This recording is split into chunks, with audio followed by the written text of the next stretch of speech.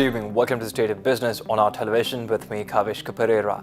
Let's take a look at today's headlines. Employers Trust Fund records vigorous growth in 2018. Sri Lankan Chamber needs to do comprehensive business study on Brexit implications, says Executive Director of LKI. News in detail. The Employees Trust Fund, which accounts for 11.1% of the asset base of the superannuation sector, stated a vigorous growth in 2018 in terms of assets. The ETF has around 14.6 million accounts, of which only 2.6 million were active at the end of 2018. The number of employers under the fund increased to 82,416 at the end of 2018 compared to 81,515 recorded at the end of 2017. The total outstanding member balances in the ETF rose by 2.5% and stood at 281.1 billion rupees at the end of 2018. As the Central Bank Annual Report of 2018 shows, total contributions decreased by 2.2% to 22.3 billion rupees, while total benefits paid out increased by 8.9% to 18.8 billion rupees, causing a significant decrease of 36.9% in the net inflow of funds during the year. However, the total assets of the fund amounted to 312.1 billion rupees, recording a growth of 11.9% at the end of 2018 compared to the growth of 12.1% at the end of 2017. The Ceylon Chamber of Commerce conducted a seminar today on Brexit and its implications to Sri Lanka, which included a diverse panel consisting of trade experts, private sector representatives and economists. The Executive Director of the Lakshman Kadurgam Institute of International Relations and Strategic Studies, Dr. Ganeshan Vignaraja, delivered the keynote speech and stressed that the chambers and Sri Lanka should do a detailed business study on Brexit implications on Sri Lanka in order to assist the government in strategic decision-making. As we consider this issue, we really need to understand in detail what exactly this Brexit issue is, right? And what impact it's going to have on the UK and what impact it's going to have on the European Union. And I hope to keep Shiran in employment. So I think the Chamber should do a detailed study in consultation with business and build a business viewpoint on this Brexit issue and what Sri Lankan business really wants out of this, whatever the scenario of Brexit we may get. Yeah? And I think that is really the real key. I think we increasingly need chambers in this country to provide a clear viewpoint to government on what should be strategic directions. Okay? Government is under pressure in many ways. And by the way, when I say government, I mean the government this year or the government next year. So we've got to really look at it in a holistic sense and with a coherent long-term perspective. Dr. Vignaraja also iterated that the government should consider on ensuring security governance and development in order to face hazardous situations that are a result of trade tensions between the US and China and the uncertainty of Brexit outcome. For Sri Lanka, the scenario going forward for me is a scary one because we have the escalating US-China trade tensions plus a number of other potential shocks on the horizon. We would be lucky to achieve 3% growth this year. Lucky. And we can talk about all that in great detail. Various institutions forecast various things, but if you take the hard-nosed number, that's what you get. Now, recovery, of course, is possible, right? And other countries that have had a terror shock, Turkey, Tunisia, Egypt, have all recovered in some form or other. And they have recovered because of an active strategy. And that strategy involves some of what we did before and some of what we must do very differently to what we did before. And we need to have a very comprehensive strategy on security, on governance, and on development. Senior country economist at the Asian Development Bank, Utsav Kumar, speaking at the seminar on Brexit and its implications to Sri Lanka, explained how the textile industry of the government sector will be affected by the two possible outcomes of Brexit. What happens when we are looking at the textiles in the garment sector, which is of interest to the audience here? First, again, no deal Brexit. The decline is small, can possibly even benefit if there is a trade redirection.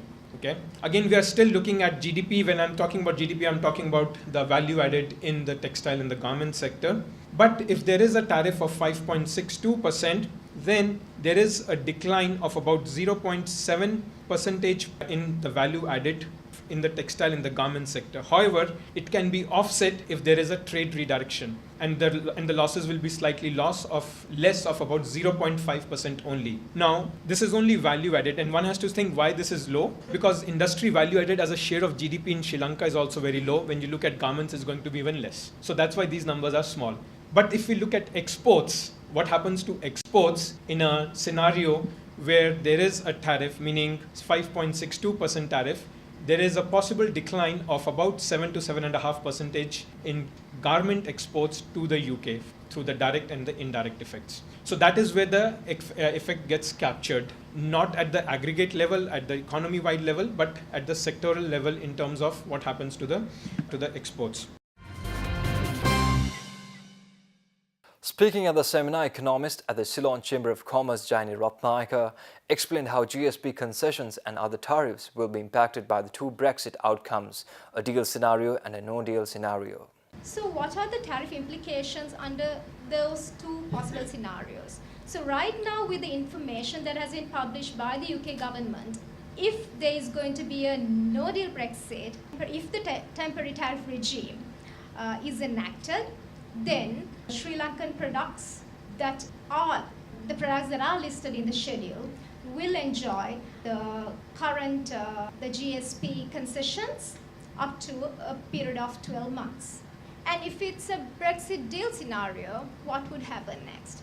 So from the information we have right now, what we could say is that the current Brexit deal that was produced to the UK Parliament for voting in April this year has a clause which said that the GSP concession will continue during the implementation period, which runs up to 31st of December 2020. So what is the take from there for the business community? We have to all remember that GSP is not a concession that will be there forever. It's really a temporary breathing space for us. Keep tuning in for more news after this short commercial break.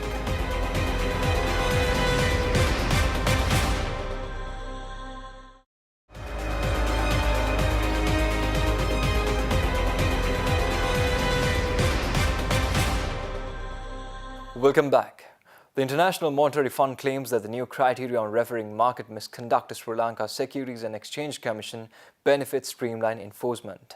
Sri Lanka Securities and Exchange Commission and the Colombo Stock Exchange run parallel surveillance programs to detect misconduct in the market. The IMF provided these claims after an assessment of SEC functions through its IMF Monetary and Capital Markets Mission. The report stated that the Surveillance Division of Sri Lanka believes that many of the issues referred by the Colombo Stock Exchange are too small to merit SEC attention and that the threshold for referrals should be raised. Moreover, by rendering guidance to the CSE, the Surveillance Division will save staff review time and the CSE can improve its enforcement through the feedback. Recognizing the importance of efficient land management and its contribution to the economy, Korea Exim Bank conducted a feasibility study to establish a land data infrastructure and a land information service system in Sri Lanka. The meeting of the feasibility inception was held on the 21st of May 2019 at the Ministry of Land and Parliamentary Reforms. Secretary of the Ministry, W.H. Karunaratne, the Country Director of Colombo Representative Office of Korea Exim Bank, DQ Park, Surveyor General SMPP Sangakara, experts of the feasibility study team and other staff members from relevant organizations also attended the event. The study is scheduled to be completed by October 2019. The feasibility study consultant Korea Land and Geospatial Informatics Corporation Consortium has dispatched a team with relevant expertise in the field to analyze the status and requirements of the project. The consultant is also expected to analyze the policy, legal, technical and economic feasibility of the project and devise project performance indicators. Sri Lanka Tea Board Chairman Lusal Wijewardena claims that the tea industry is not severely affected by the Easter Sunday attacks. Production and sales of tea are favourable so far despite the past events that took place in the country. It was noted that a single auction was not cancelled. Also, Colombo auction and the overall functioning of both regional plantation companies and private factories and small farmers were not badly affected. 75% of the tea supply comes from small farmers, while only 25% comes from the regional plantation companies, and quarterly exports were recorded doing better than usual, with no buyer shifting or any supply chain disruptions. The Meteorology Department states that showers or thunder showers will occur at times in the western, sub-Bergamo, central and southern provinces. Showers or thunder showers will occur at several places in the north, central, eastern and Uva provinces, particularly after 2 p.m. Fairly heavy falls of about 75 millimeters can be expected at some places in the western, Sabargamo, central and Uva provinces in the Galle and Mathura districts. There may be temporary localized strong winds during thunder showers, and the general public is kindly requested to take adequate precautions to minimize damages caused by lightning activity. Showers or thunder showers will occur at times in the sea areas extending from Putlam to Hambantota via Colombo and Galle. Winds will be southwesterly and the speed will be 20 to 40 km per hour in the sea areas around the island. Wind speed can increase up to 50 km per hour at times in the sea area extending from Putlam to Kankasanture via Mana and the sea area extending from Mathura to Batiklo via Pothuil. Temporarily strong gusty winds and rough seas can be expected during thunder showers. Stay tuned for stock updates after this short commercial break.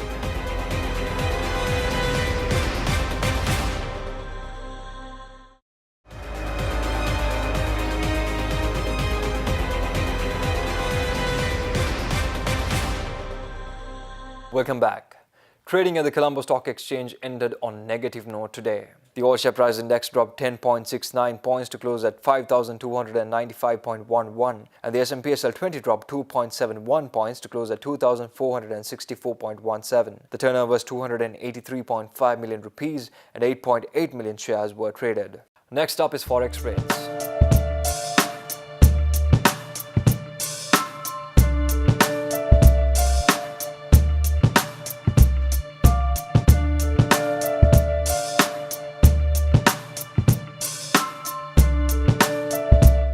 Well, that's a wrap of the bulletin for the day. Signing off with the promise for tomorrow with Biz Roundup for more of the very latest. Thank you and good night.